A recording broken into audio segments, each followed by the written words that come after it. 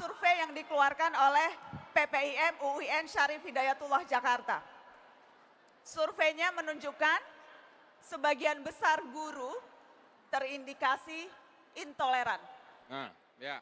63,07% guru di Indonesia cenderung intoleran. Lembaga pendidikan yang seharusnya tempat untuk menyemai tumbuh kembangnya sikap toleransi. Tapi yang terjadi malah sebaliknya. Sekolah-sekolah di Indonesia berpotensi menjadi bahan tumbuh suburnya paham ekstremisme. Apa hal konkret yang ditawarkan oleh capres Anda untuk menjawab isu yang penting ini? Silakan. Baik, saya kembali lagi yang tadi. Kita akan fokus pada pengembangan sains, teknologi, engineering, and math. Apabila ilmu pengetahuannya luas, ilmu alam yang menjadi fokus kita jadi besar, teknologi tinggi, maka itu berbanding terbalik sama radikalisme. Kenapa radikalisme itu mungkin berdasarkan temuan survei dari PPM itu menjadi meningkat? Mungkin kita tidak biasa untuk melihat realitas orang-orang yang berbeda dengan kita. Tapi saya yakin dan percaya, semakin orang mendalami sains dan pengetahuan, maka dia akan semakin toleran. Boleh saya tanggapin ya? Silakan. Oke, itu sesuatu yang saya sangat apresiasi sekali bahwa sains STEM itu adalah sesuatu yang dibutuhkan. Tapi bagi kami dari kubu Pak Jokowi dan Kiai Haji Ma'ruf Amin, itu sesuatu yang tidak cukup ya. Karena masih banyak juga orang-orang yang cerdas dan berpendidikan tinggi. Secara saintifik dia sangat bagus sekali, tapi masih terpapar radikalisme dan akhirnya terbawa juga, maka dia bisa membuat bom. Oke. Nah, kalau dari kubu kami ada 3 hal ya. 3 hal utama yaitu pembinaan ideologi Pancasila yang terbagi ke dalam 3 hal lagi. Saya tidak mau terlalu teknis membahas yang 3 itu ya.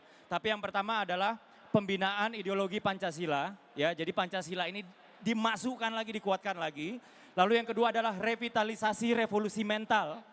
Lalu yang ketiga adalah restorasi toleransi dan kerukunan sosial.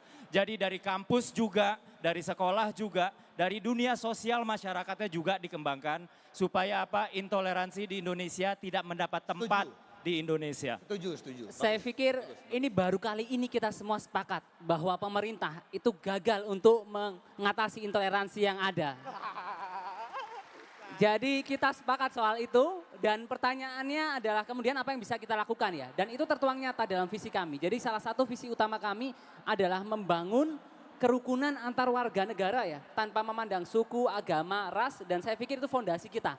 Persatuan, kesatuan itu menjadi pegangan kita untuk bagaimana bisa menjelaskan kepada masyarakat soal apa hakikat Undang-Undang Dasar dan Pancasila. Ini saya sekali lagi setuju. Saya berharap juga bagi kawan-kawan yang mendukung koalisi Prabowo Sandi ya, supaya tidak lagi menggunakan isu SARA di dalam politik, sehingga memecah belah, melarang mayat untuk disolatkan. Nah ini yang ya, nyindir mengatakan kayak gini. munafik dan fasik kepada mereka yang berbeda pilihan. Semoga itu tidak terjadi lagi. Oke, terima kasih. Baik, ada tanggapan? Kami kecewa ada tuduhan seperti itu dari pihak nomor 1. Maaf banget, itu harus kita kritik. Tidak boleh tuduhan seperti itu. Baik, yang jelas bicara soal hoax, bicara soal ujaran kebencian, itu juga banyak bersemai di media sosial, di dunia digital, di mana milenial banyak berkecimpung di dalamnya. Jadi saya ingin minta yang terakhir komitmen bahwa elit politik, bahwa para pemain politik, bahwa orang-orang yang di atas itu juga tidak ikut-ikutan menyemai kebencian itu, dan apakah bisa dapat komitmen malam ini dari seluruh tim pendukung dan juga dari kandidat-kandidat sehingga dari awal medsosnya akan damai tentram, tidak dipenuhi oleh kebisingan-kebisingan lagi. Bagaimana? Kami berkomitmen, sekali lagi tim Pak Prabowo Sandi tidak pernah menginstruksikan tim medianya untuk melakukan penyerangan hashtag. Media adalah tempat kami untuk mendengarkan aspirasi. Teman-teman silakan mention Pak Prabowo, silakan mention Pak Sandi, sampaikan aspirasinya di sana, masuk ke data kami dan kami akan jadikan pijakan untuk program-program kami. Kami tidak akan melakukan hoax dan kami berkomitmen untuk itu. Pilih Prabowo Sandi. Ya,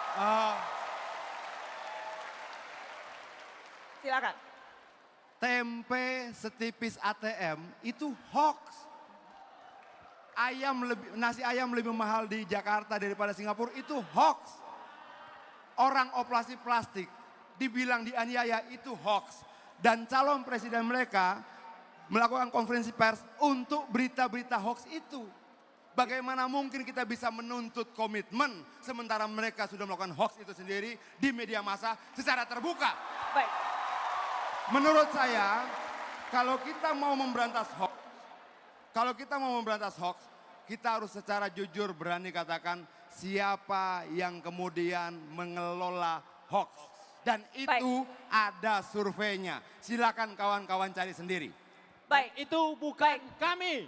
Baik, kita kasih tepuk tangan untuk keduanya.